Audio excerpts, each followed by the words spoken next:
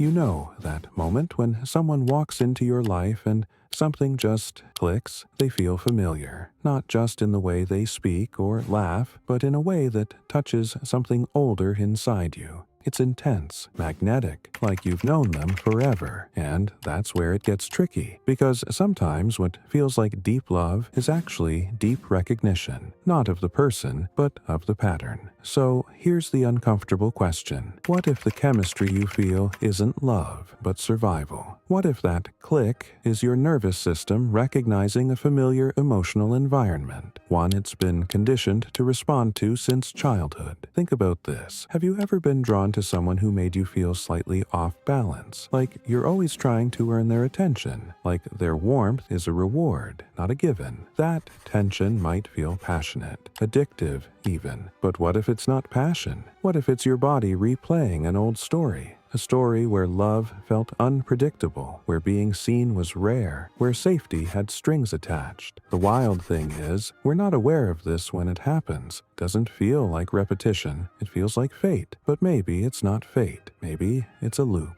Sometimes we don't fall in love. We fall into patterns that feel like love because they're familiar. And the most confusing part, familiar doesn't always mean safe. It just means known. That's why some people who treat you well might feel boring at first, because your system doesn't recognize consistency as exciting. It doesn't yet know that love can be calm. So instead, you're pulled toward people who activate your nervous system, not because they're right for you, but because they're right for the version of you that learned love through coping. We romanticize intensity. We call emotional roller coasters passion, but maybe what we're really feeling is activation. Let's slow it down for a second. Have you ever caught yourself thinking, why do I always end up in the same kind of relationship? Different person, same story, same ache, just in a different costume. You're not broken. You're just loyal to a pattern that was wired into you before you had a choice. But now you do have a choice. You can pause. Notice the red flags that used to feel like home. Ask yourself, is this connection soothing me or activating me? Am I opening up or trying to earn love again? Am I calm or just temporarily validated? Here's a harder one. Do I feel safe in this relationship? Or am I constantly managing how I'm perceived? There's a difference between feeling butterflies and feeling anxious. One says,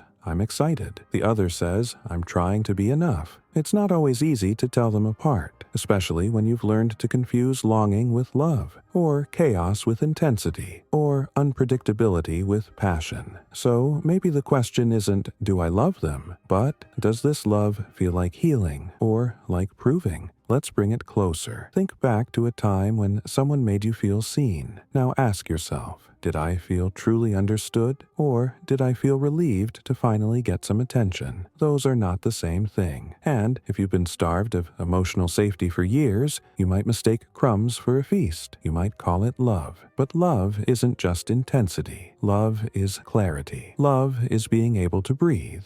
And here's something most of us were never told. Love doesn't have to hurt to be real. It doesn't have to be hard to be meaningful. It doesn't have to keep you guessing to be worth it. Love is not a puzzle to be solved. It's a presence to feel safe in. I want to ask you something. When was the last time you felt calm in love? Not obsessed, not anxious, not high off dopamine, just calm, steady, rooted. If that feels foreign, that's not your fault. It just means your baseline was built in chaos, but you're not stuck with that story. Because here's what no one tells you. You can rewire what love feels like. You can teach your nervous system that peace isn't boring, that affection doesn't need to be earned, that you don't have to chase what's real. And when you meet someone who offers that, someone who listens before responding, who chooses you without the games, who makes you feel seen without needing to perform, I hope you don't push them away. Not because they're perfect, but because they're unfamiliar in a good way. The kind of unfamiliar that might just be healthy. So maybe this video isn't about blaming yourself for the patterns. It's about seeing them clearly for the first time and then gently choosing different. Love shouldn't feel like a test. It should feel like an exhale. So the next time someone makes you feel seen, safe, and soft, don't call it boring. Call it love finally arriving without the trauma. Now I'm curious, have you ever mistaken a trauma pattern for love?